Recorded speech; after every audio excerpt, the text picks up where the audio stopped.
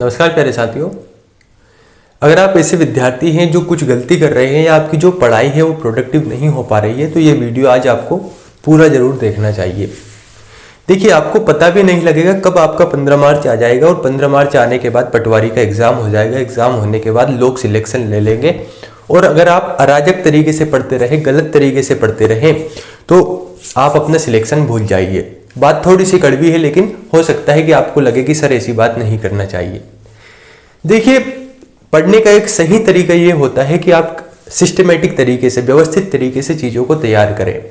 कुछ विद्यार्थी क्या कर रहे हैं, मैं उनकी गलती बता रहा हूं। अगर आप ऐसा करते हैं तो आज से ही आपको ये बंद करना होगा।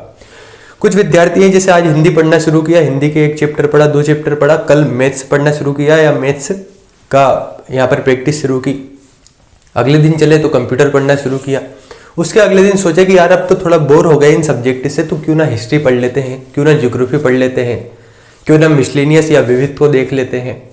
और इस तरीके से धीरे धीरे धीरे आपको पता ही नहीं लगेगा कब 15 मार्च आ जाएगा, आपका सिलेबस भी कंप्लीट नहीं होगा, आप सिलेक्शन भी नहीं लेंगे।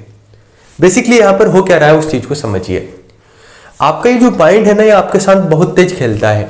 ये क्या कर रहा है आपके साथ, आप पढ़ना शुरू करते हैं, आप सोचते हैं आज मैं कंप्यूटर का एक टॉपिक शुरू करूंगा, तो आपको एक संकल्प लेना है, आपको ये टारगेट बनाना है कि मैं जब तक कंप्यूटर या 4 सब्जेक्ट कंप्लीट नहीं कर लेता तब तक दूसरे 4 पर नहीं जाऊंगा।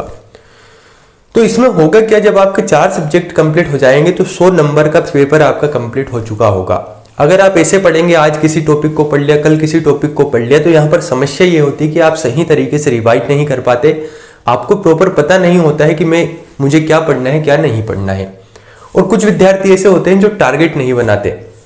टारगेट का मतलब सोने से पहले कम से कम आपको टारगेट बनाना चाहिए कि मेरा कल का ये शेड्यूल है, इतनी बजे उठना है, इतनी चीजें मुझे पढ़ना है, ऐसे ऐसे कवर करना है, मैथ से इतने क्वेश्चन लगाना है या इस सब्जेक्ट को इतना करना है।